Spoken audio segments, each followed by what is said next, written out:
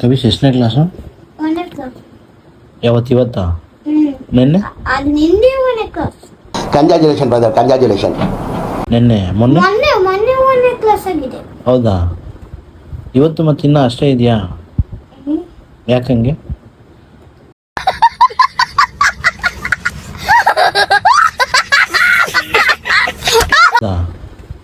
ಇವತ್ತು ಮತ್ತೆ ಇನ್ನೂ ಅಷ್ಟೇ ಇದೆಯಾ?